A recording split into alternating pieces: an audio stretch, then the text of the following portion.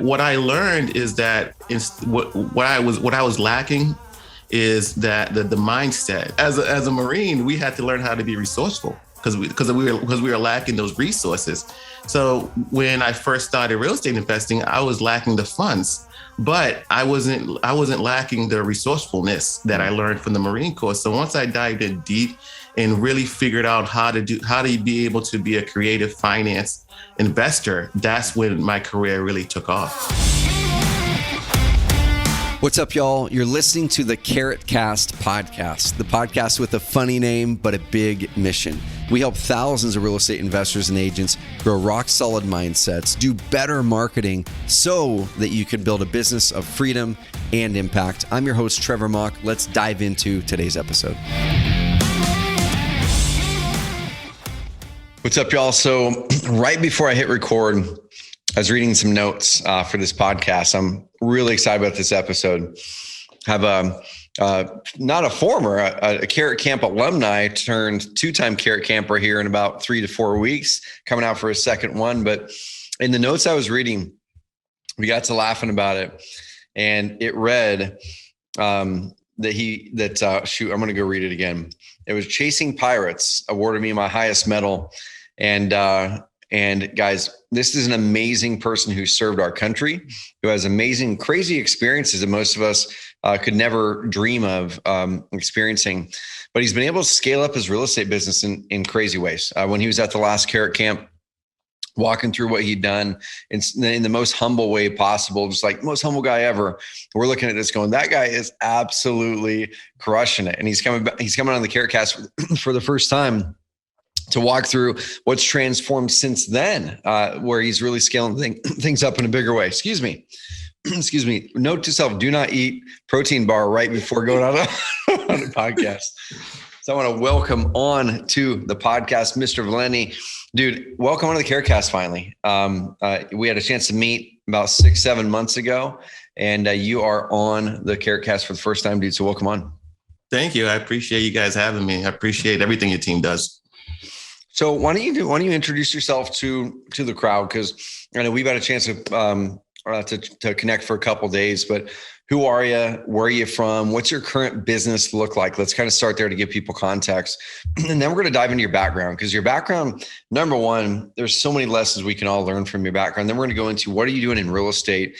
You've got 50 units under construction right now in the Baltimore market, one of the most expensive markets in the country. You've got a really amazing portfolio. You've got a great business. We're going to go into how you made the transition from the military to that. So who are you today? What's your business look like, and where are you from? Yeah, absolutely. My name is Josue Velney. I'm out of the Boston market, Boston, Massachusetts, which is one of the most competitive markets. So we have to learn to be creative if we want to be successful real estate investors. And in this area, we don't always do high volume, but we do high profits. So I love my market, and I'm getting used and comfortable being in that. At the beginning of my career, I used to see all these guys doing bigger deals, doing more deals in other markets. And I'm like, man, it's so much easier. But once I put in the work and I got used to being in my market, it just made me a better investor, and I wouldn't want to be anywhere else. Dude, so what are they? Let's kind of talk about that a little bit, because the high dollars, like I said, it gives you bigger margins, bigger profits. Do you find yourself going into some of those deals? Because the dollar amounts are big. When you're sharing some of the dollar amounts of some of the properties that you're doing here at the last Carrot Camp, a lot of the eyes were like, whoa, those are big properties. Did that take a little bit to get over any fear or anything like that to step into a big deal versus some guys and gals in some markets? I was just on with someone from Baltimore, $30,000 deals are not like $30,000 houses are not uncommon in those markets. How do the big numbers kind of play into any fear that you had at the start? I didn't believe I had any fear. I mean, cool. I served 2 combat tours in Iraq, and then 1 on ship chasing pirates with the Navy. So fear wasn't an issue. It was more so getting enough down payments to purchase some of these properties and learning the ropes that was more difficult. Dude, so what's your portfolio look like right now? And then we're gonna kind of show people how you got to where you are now. But what's the portfolio look like right now, Jose? Right now, we currently have 21 rental units, and we also have, like as you said, 50 units under construction or going through zoning.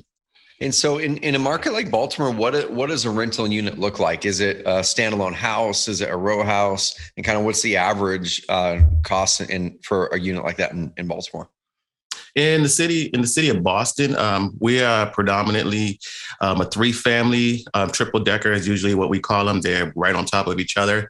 Yeah. Can go anywhere between 1.1 to 1.3 and above. I have one condo that is just got valued at 955,000, and that's just one. That's crazy, dude. And the reason I want to ask that question is because when you mentioned how many units you have, there's people that have hundreds of units, right? But you're sitting there on a multi-million-dollar portfolio in a market that is a high price market, and you found a way to make it not just work but really thrive in that market. You got 50 more units under development. Those 50 units there, Jose, is it an apartment building, condo building, or they're all separate? Kind of what are you doing there? Yes, the biggest one is 28, and then we have a 7 unit, and the rest of them are sprinkled around between 4, 3s, and 2s. Dude, I love it. So we're going to later in this podcast, we're going to break apart how he closed his first deals, where he's getting that down payment money, how he funds those deals, what his team looks like. Dude, we're going to break down, if you're cool with it, how you're doing those development deals now. Do you have partners? Are you running solo? So we're going to break it down, but let's take it all the way back. Man, like I said, I'm so grateful for you to be on here. When I look back at all the carrot camps that we've had, and just, you can tell the person who's just flat out genuine, the person who you can sit down and have a really, really candid, deep conversation with. I know Brady and you had a really amazing one at lunch that day. And you can tell when the person is humble. The person is telling you everything that they know. They're transparent, and that you were the guy that jumped out to me in that way. And so grateful for you to for being that type and that quality of a person. Where did that come from? What in your background has led into making you the guy that you are today? I think most of it is a combination between my parents. Most people don't know is that I was actually adopted at a young age, so I don't really have a connection with my biological parents. But my father was a taxi driver, and he worked 60 hours a week, and I just always seen him work, and he loved to work because he was providing for his family. And I remember he passed away a couple of years ago. When he was passing away, and I said, I have failed you because I wasn't able to give you any children while you were still here. And he goes, absolutely not. He goes, look at this business that you have grown. And I put you in a position, and you just took the torch and you brought it to even higher. Dude. And that's really where it comes from. And then my mom, just anything she does, she has a lot of passion. And so I feel like when I'm part of a community, I want to give back to that community and make it a better place than where I started, or where it started. Dude, I love it, man. That's awesome. So you went in the military, you went in the Marines. What drove that decision versus all the other things you could have done? What drove the decision going to the Marines? My mom. Yeah. She decided that I was working, and then I dropped out of college, and she pretty much told me I had two choices. I either had to move out of the house, or I had to go back to college. I decided to go to the Marine Corps. Geez. Dude, oh man, I love it. So what'd you learn during the Marine Corps that you can carry into today? I'm sure you saw so many things probably that none of us would want to see. I'm guessing, and I'm not going to dive into that stuff, but what did you learn that you were able to carry into your business world? What were some kind of interesting, crazy stories you have, like the Chasing Pirates one? Let's kind of condense the Marine years down, and we'll show how they influence what you're doing today. Yeah, absolutely. I started off, I was military police, and I went through training, and then I went to my first duty station down in Cherry Point, North Carolina. After that, I got accepted to go to SWAT school after 2 weeks of being into my duty station. So I went to Marine Corps SWAT school. And then after that, I went to Army SWAT school, which is in Missouri. So I got a lot of training. The military spent a lot of time. My leadership seen a lot of good things in me, and they wanted to help my career. And from that, they did not want me to go to deploy because they spent so much money sending me to SWAT school, but they didn't have a choice. I ended up going to 2nd MP Battalion, which is all they do is deploy. They go to Iraq over and over and over again. And because of I already went to SWAT school, they said, if the other leadership saw something in you, then we also going to see what we can also do with you. So then I was lead scout machine gunner for my first 7 months in Iraq. And we did a lot of convoy security, a lot of convoy missions for high profile people, EOD, those kind of things. And after that, my second deployment, I was a team leader for a couple of months, and then I was transitioned to a point of entry transition team. So basically, we lived in Syria. We lived in a place where we took 4 showers in 4 months. There was no bathrooms. There was no women. We had 100 and we had 120 Marines just living on this border, wow. And it was the most dangerous place I've ever been to. Dude, so no bathrooms. How did that work, man? Like, I'm curious now. How did the no bathrooms thing work? Yeah, I think it was kind of like what it was before there was bathrooms. I gotcha. We were just using holes and putting dirt back in. Jeez. So where did the pirates come in then, man? Was that on the Syria tour, or was it a different one? No, that was my third deployment. A couple of my buddies, they requested that I deployed with them. At this time, my unit has deployed so many times. They're like, we cannot send these guys for third and fourth deployments. Yeah. So they said, you know what, we're gonna disperse them all, go to different units, and they put me on a MU, which is a unit that kind of either they float around with the Navy, or they might get a different mission. So at the time, we were training to float with the Navy, or we were going to go to Afghanistan. So we did not know what our mission was. So on top of that, we ended up going to more training, and which was some of the best training that I've ever had. We went to one training that it was Marine Combat Hunter course. And basically, I'm not sure if you know who General Mattis is. He's one of the biggest generals. And he created the course, and he said that Marines need to get back to what they do best, and which is hunting. And he created this whole course that really changed my mindset on everything that I did, because my first deployment, my second deployment, and all my training, they taught me how to be a weapon. They taught me martial arts, how to think like a warrior. But he decided that, no, that's not always the best way to do it.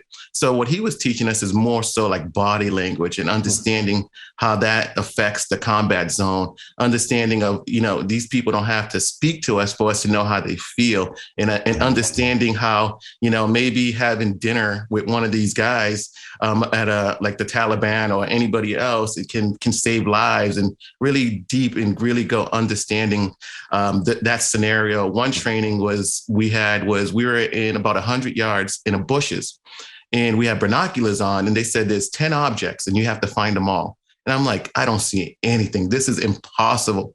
30 minutes, and we had 3 hours to do this, mind you. So 30 minutes later, we can't find anything. And then all of a sudden you see like the light is on something, and then you start seeing objects. So it really taught us to really, really focus in and look beyond what we can actually see and believe in the training. So that was some of the best training I've had.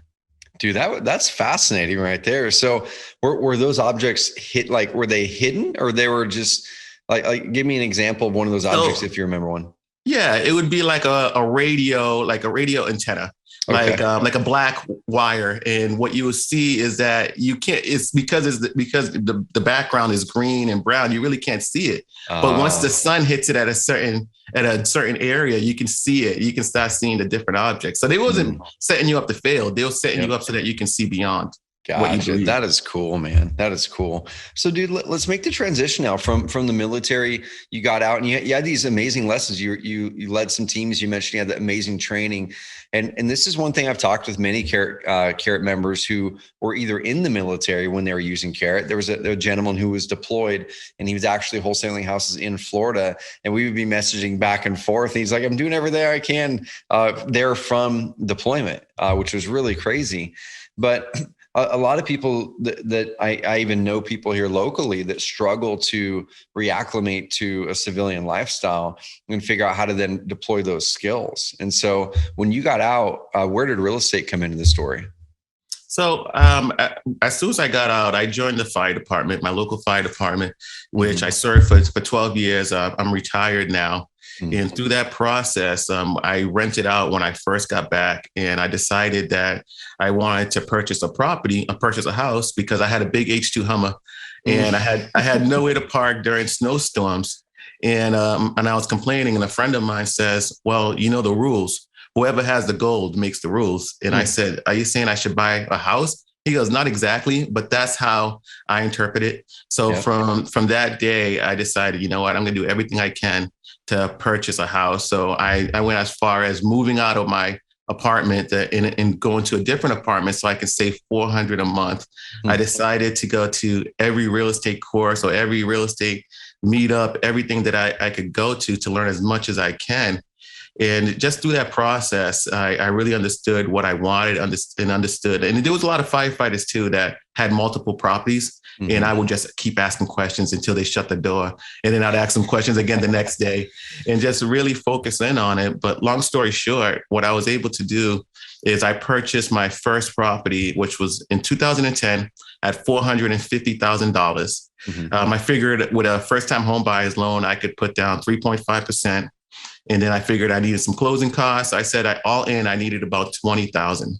Okay. Well, through that process and through all the stuff that I learned, I end up putting down only 3,000. And the way that happened is because I used 20% down, the 3.5% down.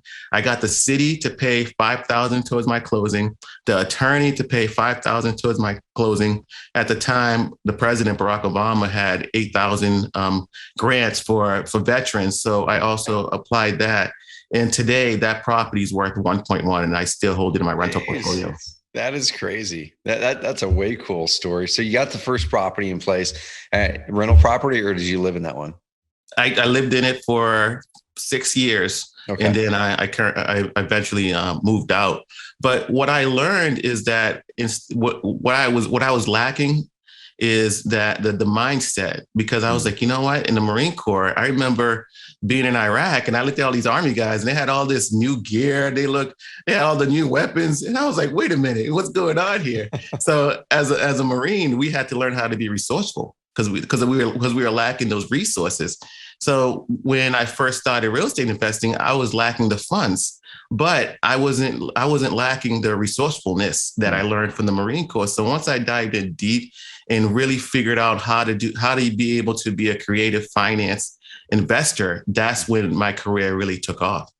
Dude, so what was the switch for you? So you're in the fire department, you got that first property. What was the switch for you where you're like, dude, I want to do this and like really go all in? So you've got, like I said, tens of millions of dollars in portfolio value today. What was the switch that got you to make that leap?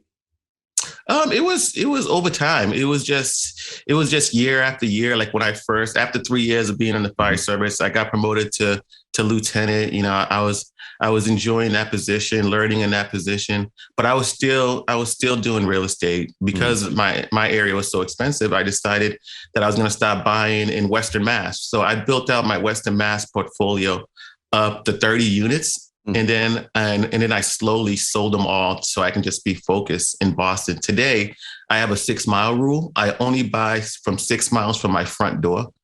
But through that process, when I was in Springfield, Massachusetts, I learned a lot. One property, I bought 16 units and I was able to use seller financing. I used seller financing twice, which helped me put lower down payment. But the main reason why I like that market so much is I had great leadership. I was working for the property management company once I became a real estate agent. And they were, at the time, they had 300 to 700 units they were doing property management from. So I was learning their systems, learning how they think, so I didn't have to reinvent the wheel. Gotcha. Dude, so where are you finding your properties right now? So you had those properties in Springfield, you switched to the 6 mile rule right around you. You've got, like I said, 20 some odd units now. You're building you have 50 units in construction right now. Where are you finding these opportunities? Still being creative. So one deal I just recently did is I bought a 2-family in Roxbury, Massachusetts. And the reason why I purchased it, because they were asking for too much for it, but I looked at it differently. I said, okay, this 2-family, they're asking for 900. I ended up buying it for 920. Yep. And the reason why I did is because it also had a vacant land. And on that vacant land, I'm going to build 3 more units. So my mindset with that was I believed that the 2-family was worth $800,000 and the land was worth at least $300,000. And that, so I was able to buy that one on MLS. But also too, I felt that I was sitting in the wrong seat of my company. I was focusing on being an investor, being a buy and hold investor, but everybody talks about hey, you in order to have a good deal, it all starts with buying it right, which I agree with. However, once you start construction, that just goes out the window if you can't control the construction.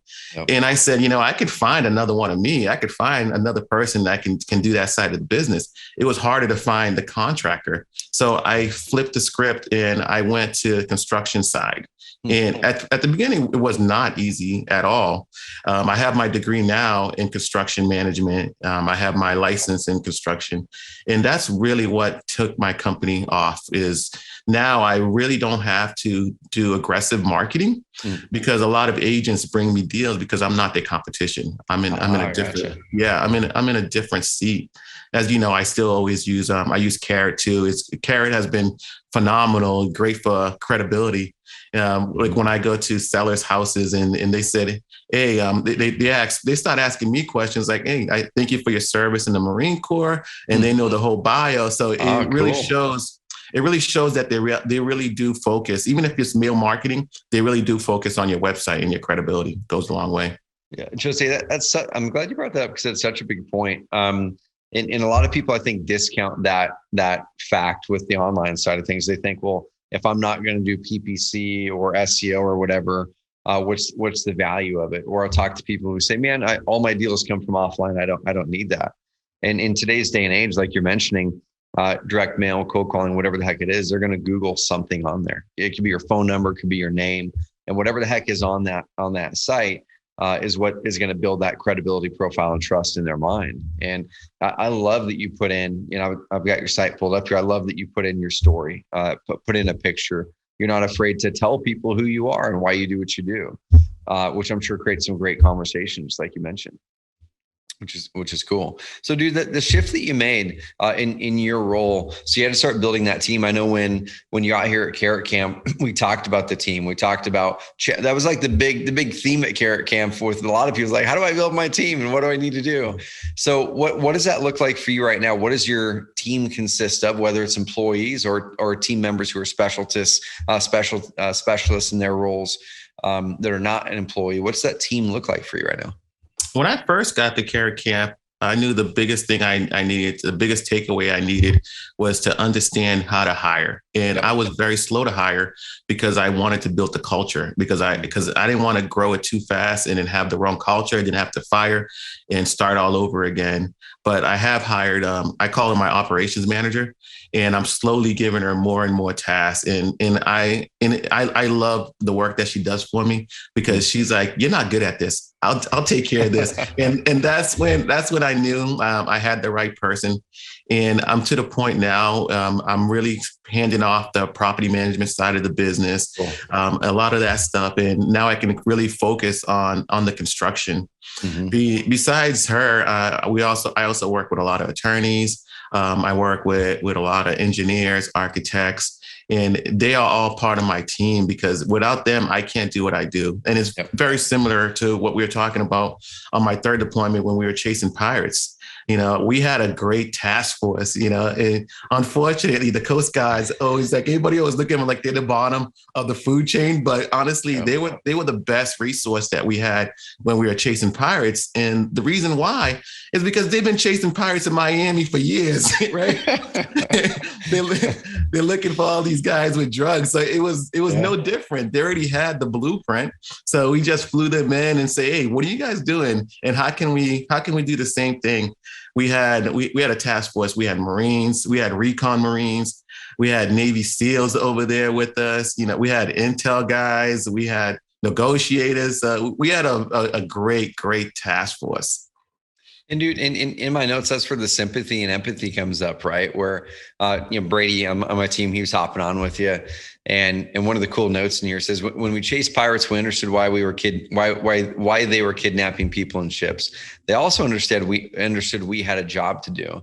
And then you talk about the same thing with real estate investors, developers, sellers, and their situation. How do you use some of that same empathy, sympathy when you're talking to a client, right? Whether it's a seller, to really build that empathy, build that trust more quickly? Absolutely. I mean, the first thing I do is anytime I go to somebody's house, I say, thank you for letting me into your house and really looking at it. And I'm not looking at the house for how much repairs it has. I'm looking more into the person and understanding this situation to see if we're a good fit to help them.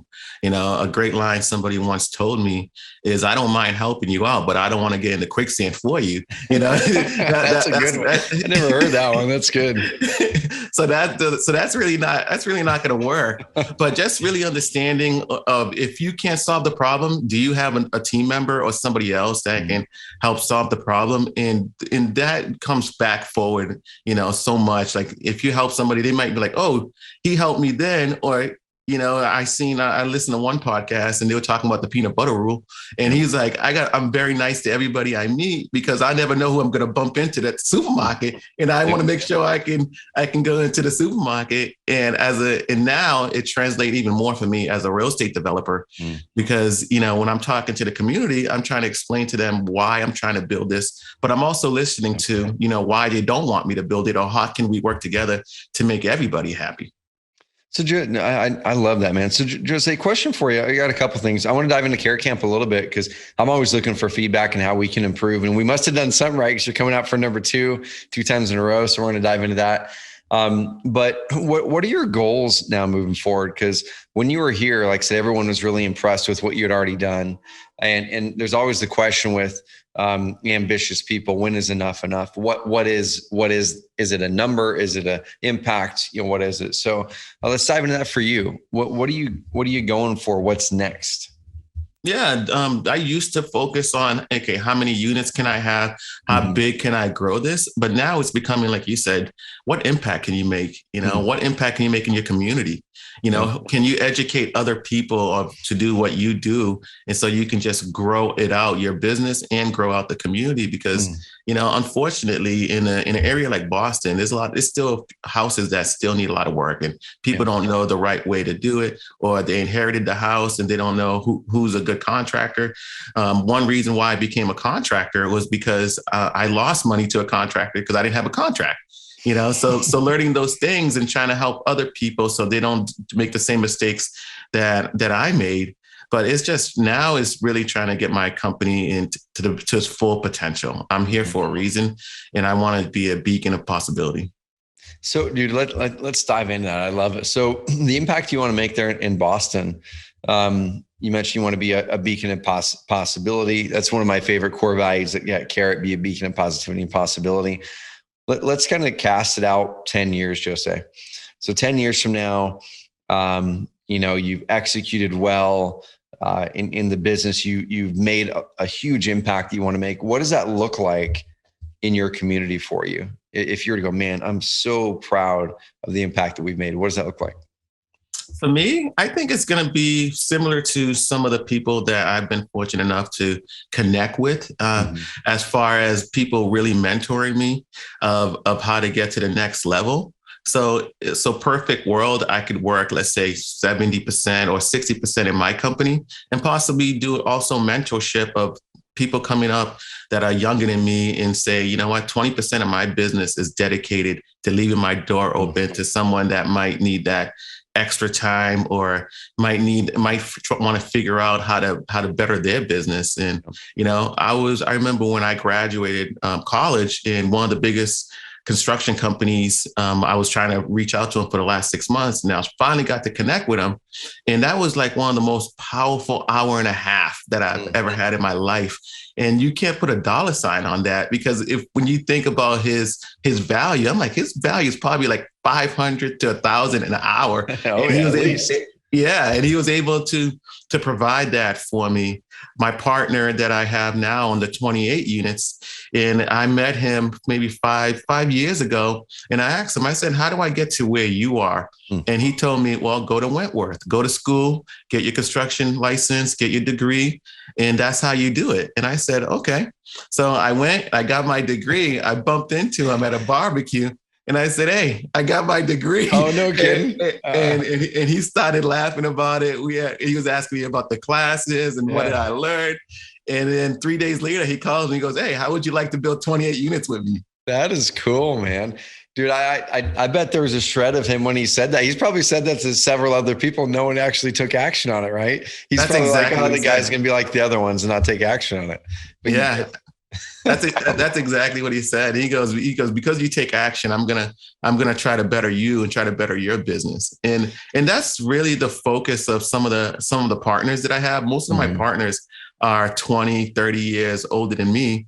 And they just want to pass on that knowledge, and they just don't want to, they already did all the work. They will go to Home Depot at 6 o'clock. So they're looking for someone like me. And the key is, like, for me, I want to stay independent. I want to grow my company, and I don't mind helping somebody else's company, but my goal is to always improve my company. And when they come at me, like one of my partners, he tells me, he goes, Jose, I'm teaching you this because, one day you're going to have to do this without me, and you need to learn how to do this. So his focus is not how much can he take from me, it's how much he can give back to me. And that's the key, because it makes me want to give that much back to him. So there's one key lesson in here I want to double down on. And so I want to go back to that conversation that you had with your business partner and mentor in that project. And there's been a number of people, like a lot of people over the years, who've reached out to me, right? Who have said, hey, I would love to get some help here, or can I pick your brain? That's the famous one, right? Hey, I just want to pick your brain, or I want to buy you lunch and pick your brain. That lunchtime is really valuable time, right? So we can't just a $15. I can pay for my own lunch. I'm not too worried about paying for my own lunch, right? I want to make sure that the time is going to be quality time. And so what I've done over the years, and I remember when someone gave me a chance like this as well, is I'll always have a little gate.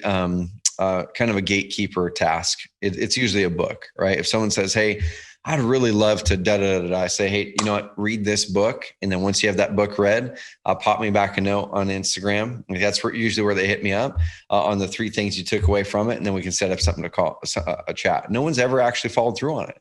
Like, no one. And at Carrot, there's one guy, like, I've got some amazing friends I went to college with. And same thing, they would hit me up one after another as I started to have success. And they'd say, what are you doing? How can I learn what you're doing? I hate my job. And so over and over again, I would bring them in and try to carve out tons of my time to teach them everything that I knew. And one of the guys actually even gave like a little side business I had. It wasn't making a lot of money. It was like $1,000 a month. But I said, I know, let's hop on for an hour a week. Let's hop on every single week. And I'm going to teach you how to turn this into $5,000 or $10,000 a month. Dude, he lasted 2 weeks, like literally 2 weeks. And so that gatekeeper thing is important. I think a lot of us have those opportunities where we're looking for something from somebody like Jose, like myself, like other people. And we look at that thing that task that they tell us to do as, oh, that guy's unreasonable. I'm not going to go do that thing. Guys, that's your opportunity. Because that's the exact thing. If you want that person's attention, they say that because 98% of everyone, or 99%, is never going to do anything about it. So if you want to really cut through the clutter and get a mentor, go talk to that mentor. And if they throw you a tough challenge, do it, because no one's going to do it. They're going to really stand out, and you're going to stand out in their eyes, and they're going to want to step through and work with you. So the one guy that did that, Brendan on my team, he works for me to this day. He's worked for me for 5 or 6 years. He's the only guy who I said, read this book and come back. He came back like a week later. He's like, what's next? I said, well, what do you want to learn? He goes, well, what should I learn? I said, well, if you can learn how to drive traffic, you can pretty much earn whatever income you want to earn, because driving leads and traffic is important. He goes and gets literally a degree from Oregon State University in online marketing. He goes and gets certified with Google AdWords and certified with Bing. And he's like, what's next? I said, I don't know. You should probably run. I didn't think you'd do it, right? He should probably go run traffic for one of my clients. Let me just give you a client. This is 6 or 7 years ago. He ran traffic for the client. And guys, that kind of action is what gets you where you want to go. So sorry for that sidebar there, but I'm so proud of you that you took that action. That's exactly why you are where you are today. That's cool. Well, I also think it's where I found the best mentors was that. The second one is to add value first. Yep. That has been huge. The one partner I'm doing the 7-unit project with, this was maybe 3-4 years ago. I wholesaled them a deal. And I made $50,000 and he made $300,000 by literally putting it back on MLS. That's all he did. And just from that connection alone, because, you know, if somebody makes you that kind of money, your door is always going to be open, you know? Yeah. So at that point, he was just an open book, and he just always just added more value back to my company. So in my opinion, what I was doing is I was punting. Yeah. I was getting better field position because now he really took me under his wing. He's showing me the right way to do it. And that's what I look for, you know, down the road, that I can pass the same information on to somebody else that's eager and hungry. When people see you're hungry and you just want more knowledge and you want to go for more, they're like, this guy's a rock star. You know, how can I help? How can I be part of the story? That is such a cool story, man. Let's spend a little bit of time on CarrotCamp. So you came to the last CarrotCamp this last spring. What did you think? Like, what did you think going in? You're from Boston. I'm in the middle of nowhere in Oregon. It's not easy to get here. Like, what did you think going in that you thought it would be? And then we'll kind of talk about what for you it was and why you're coming back. But what did you think it was going to be? What did you hope that you were going to get out of it? Honestly, I flew in and Keith Stent picked me up, and I think it was like an hour and a half ride. Best guy ever. By the time we got to the hotel, it's like I could fly back. He was great. You know, I learned a lot from him, but I learned a lot from everybody that was there, and a lot of the people that were there, they were just giving. You know, like Brady. Brady had the most, believe it or not, Brady had the most impact when I was there, and he was explaining to me the marketing side of the business and really understanding branding and all that stuff. So he was very, very helpful, you know. But it was just really the group, just being an open book of being able to see the office and seeing how you guys do it, because not a lot of people let you in and just give you 110% of exactly how the organization is run. Dude, that's awesome, man. What do you hope, as I'm kind of preparing for the next one? I've got some new material because I've been learning a lot, you know, since then. And CarrotCamp's always kind of my first place that I put new stuff out that I'm learning. It's like the first spot that I put it out. So I've got some cool stuff for you guys. But what are you hoping to get out of the next one? Is there anything in specifics, Josue, where you're like, dude, it'd be amazing if you could dive into this, because this is a challenge I have? Really connections. Even the connections is going to be huge. And, you know, you guys do a good job vetting out who gets to come. And it's always a lot of high value individuals. So connecting with them, and because some of those people, I remember I called Keith Stent. I was in Martha's Vineyard with my wife. She was on vacation, but I'm never on vacation mentally. and I was like, man, you know, there's no carrot sites over here. I was like, I can dominate this place. So I called Keith. I said, Keith, help me make out a plan and let's crush it. And so we created a website, and within 2 weeks, we were ranked number 2. I got to look this thing up, man. Like Sell My House.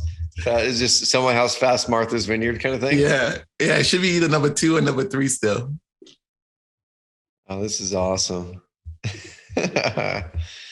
Martha's Vineyard, man. I would, for some reason, just never think of that. Yep, I see it. There we go. Winter Hill. Cool. There you are, man. I see your big handsome mug on the homepage. So this is really cool. So I want to talk about this a little bit. You guys launched the Carrot site really quick. You talked to Keith Stent, who Keith's been on the podcast, and he's gonna be a lot more consistent guest moving forward. Do you remember, maybe it was all Keith who did it, but do you remember kind of the process to launch that Carrot site in this market and get it ranked, or was that all Keith? It was a combination of both of us. I was telling them what the area was like, and it was a lot of stuff. I also did the 3 leads per day. So, you know, you change some of the pictures, that kind of stuff. But the biggest takeaway from what I learned from him is, I said, Keith, we're going to make a whole new website. He goes, no, don't do that. Just make a landing page, and then just keep working on the landing page. And that was the biggest secret, was creating the landing page for it. And then it just blew up. After that, it was just because I already had a lot of high sites on different parts of Boston, so it just really translated over. Dude, so I love it. So I'm sharing my screen a little bit, y'all. So if you're listening to the podcast version of this, I'll try to talk through it the best I can visually for you. If you're watching the YouTube version of this, amazing.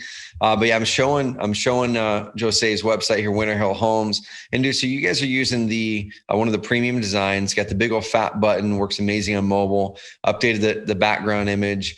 Did you do this yourself or was this concierge? Concierge did it. Okay. Yeah. Cool. So that was one of our services, guys and gals. If you're looking to have us do the heavy lifting for you on the web design and really making it stand out and just putting amazing elements in there, he's got his veteran-owned business badge on there, Google reviews, Facebook reviews, really cool action on it where it's got the Boston pictures on there, behind the scenes testimonials. This is cool, man. You guys did a great job. I love it. I love it. Well, dude, let's drive towards close, man. You're just such an amazing story, and you've just got started. Like literally, you've just got started. I think I know you feel the same thing. And one of the things I'm excited for you over the next 5 to 10 years is exactly what you said. Is you have the right intentions. You're not building it just for the dollars. The dollars are important. The dollars can help you make an impact. Can help you get more freedom. If we're always hustling for the dollars because we're not making enough money, it's really hard then to make an impact because you don't have time to, you don't have energy to, you don't have the mental space to, because you're just trying to stay above board yourself. And so the revenue is important. But man, the way you're approaching things is just refreshing. I'm excited to see it. And I'm going to be in Boston in April. So I'm going to hit you up. I'm going to be there for almost a week for a mastermind that I run. And if you're cool with it, I'm going to hit you up and let's go see one of your projects going on. That'd be a blast. Yeah, absolutely. We should be starting on some of the bigger projects too. So you get a feel for the area, get a feel for what the renovations are like in Boston. So I love this area. Dude, I love it. I love it. So last thing here, and I forgot to mention this right before we hit record. You said things have blown up since you were at the last CarrotCamp, and we've talked about the projects you're working on, things like that. But what has changed since the last CarrotCamp in your business? What's been different? Focus. Really focused. When I went to CarrotCamp, I graduated and then I went to CarrotCamp. So I was very, very tired. Uh-huh. And then I started like really focusing on my mindset. One thing that we talked about as you drink water is drinking water, all day, and really thinking about, I remember you talked about a segment about what we put in our body. Mm-hmm. And then you gave us lunch and I got this burger and I'm looking at it. This was a bad idea. And just really focusing on that. And one key takeaway I took from you is you talked about, as entrepreneurs, we need to really focus mind, body. And I was focusing on my mind. I was focusing on my work, but I wasn't really focusing on my diet. Now I'm going to the gym more consistently, and which is giving me more energy to work for my company and to work longer. Because as the leader of my company, some days I'm going to have to work till 8:00. Some days, I'm going to need to work Saturdays and Sundays. And the way you have enough energy is what you're putting in your body. Dude, the energy is such a big thing. And I'll be transparent with you and everyone on this as well. I was so optimized the first half of the year, like probably the best shape I've ever been or close. Like take me back to the college baseball days. It rival that. And then I went on vacation right after 75 hard. And went on vacation. We had CarrotCamp right after that. And I think it was probably in June or so. Summer hit, kids were out of school. And dude, I like this one discipline kind of started to slide over a few weeks, and it was kind of down here. And then all of a sudden when one discipline slides, it's easy for another one to kind of slide. And I caught that the teaching that I do of the discipline ceilings, where you see things kind of going up and down like that when you're hitting that next thing. I'm like, what is the next one? Like there's something that's making it so I'm not cracking through that next level that's making it so I'm going like that again. What is it? And so I worked pretty hard on figuring out what it was over the next month. And the funny thing is how full circle things come. And I'm going to teach it in detail at CarrotCamp, but it goes back to energy. It goes back to energy is in work. So much had changed in our business, and we'd hired so many people that before I knew it, my role had kind of shifted over here towards some energy draining activities a little more. And I didn't use the energy audit that quarter like I usually do. And then in hindsight, you go, oh my gosh, I got back into a phase where I was doing more energy draining things than I had recognized. And then it led into losing a habit here, not going and working out as much. And so I'm just now coming back out of it this last 2-3 weeks. And it's just amazing how mentally you're not as mentally sharp when you're in a spot like that. You definitely don't have the energy for it. And it all stacks up: your water, your diet, your movement. It's such a big deal. So more than ever, guys and gals, if you're not doing it right now, please, please, please. I've done tons of episodes of podcasts on this. I walk through my 75 hard journey. Go look it up. Now what I'm looking for, Jose, is I might do 75 hard again, but what Seth challenged me, we do our Wednesday Bible study. He's like, I don't know if you need to do 75 hard. He's like, I think you need to find something you could do the rest of your life every day. Like that thing. I said, okay, I get it. Let's figure out what that routine is that I could do the rest of my life every single day. And it's sustainable until I'm 75 years old or whatever. Yeah. So I'll give you guys the update at CarrotCamp and the transformation I've made in that mindset range. Yeah. I think you asked me a question about what I want to take away from CarrotCamp. Yep. I think from where I am in my business now, it's really, I need to start documenting what I'm doing to make the checklist. And I'm happy my new hire, she's done a great job. Anytime like I'm teaching her anything, she's making a checklist, but we need to start documenting it and then start putting it in the folder. So when we hire more, it's just passing it on into the next person. So we're not rebuilding it and it's not taking away time of retraining other people. Yep. My goal eventually is she's going to be the operations manager. Mm-hmm. And once the workload gets too high for her, then we can hire VA at that point, and then she can work with the VA, and we can just keep streamlining and growing the company that way. Dude, that's perfect feedback, actually, because the funny thing is exactly what you're requesting there is what we've been doubling down on the past 2 to 3 weeks. Going back to the energy audit, Tim on my team, who's going to be at the next CarrotCamp, he lives in San Diego. He was the first 2-time Carrot camper, actually. Carrot customer, first 2-time Carrot camper, and then we hired him. And now he's coming back as an employee at CarrotCamp this next time. But he called me out on it. This was several weeks ago, and he goes, Trevor, it seems like there's certain things in the business that you're a bottleneck in now that I didn't used to be, because a lot had changed, a lot of new people and leadership role adjustments. And he just took me through my own exercise. Like, it's funny how when you train your team, sometimes when you need someone to check you and you give them permission to check you, so they can feel comfortable that you're not going to go down on them or be defensive or anything like that. He's like, it feels like you're blocking a lot of these things unintentionally. And can we sit down here and write down all the things that drain your energy? And what are the things that you're not doing enough of? It's just the energy audit, right? And he's like, he set up a team now. It's him and Jen, my assistant. That's part of their core jobs now. It's part of their core weekly and monthly commits. And they're going to be leading me doing my energy audits. Like literally, that's part of their job every quarter. Set up a meeting with Trevor, go and do energy audit. And then we prioritize the top 1, 2, 3. And then they go away, and that's part of their job that next quarter is to come and create processes with me, get me on a meeting and say, Trevor, I need you to document how you think about this thing, because it's the thing that you're getting blocked the most on. And so I didn't have to have people do that for me years ago, but now with so many things going on, it's helpful having people who can check you. So I'll walk through that process in detail, what we're doing. So I'm going to jot that one down. That's really good feedback. Very good. I'm excited. I'm excited to come to camp. I'm excited to see Keith again. Keith's going to be back. Yeah, he's going to come pick me up at the airport. Love it. Yeah, Keith will be back. Adam and Lance, Adam from Dallas, amazing dude. He came to CarrotCamp 2 or 3 camps ago, and such a great story, crushing it down there in Dallas with his business partner Lance. It's another great group, man. It's gonna be fun. So it's gonna be awesome seeing you.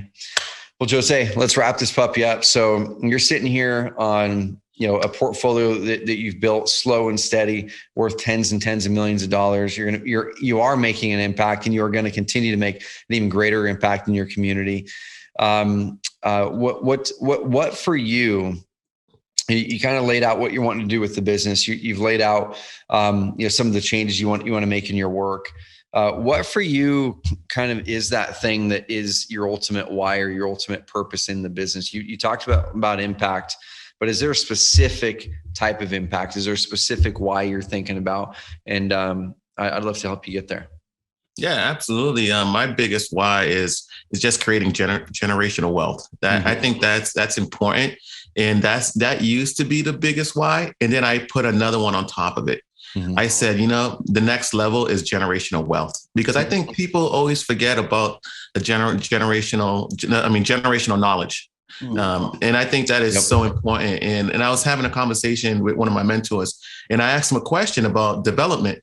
And he told me, and he goes, I can't answer this. Let's sit down in September, and you and I will sit down, and I'll explain it. Well, he has two daughters that don't want to be developers. Oh, gotcha. and he goes, his biggest thing about answering my question to help me get to the next level is passing on that knowledge. Gotcha. And so for me, it's like, yeah, you could give your kids houses, you can give them money, but what about the knowledge that you can give them to get them to the next level? And if they want to continue your company, then they can.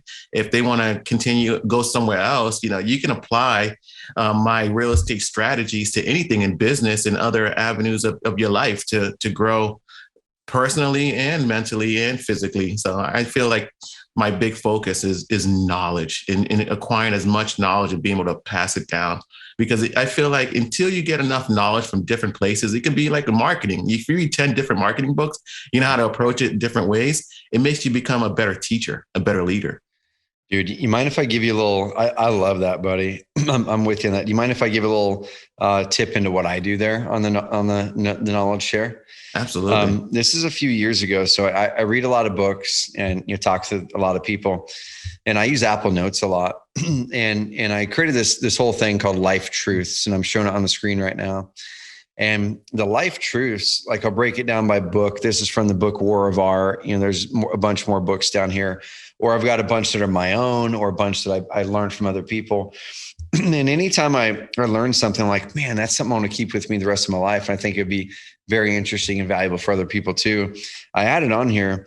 And all the ones that are checkboxed, all the ones that are check marked there, are ones that I've done a podcast on. And so that's my aim, is I'm going to document all these life truths, type them out, and then I go record a podcast on them, all on my cell phone. The whole thing's on my cell phone.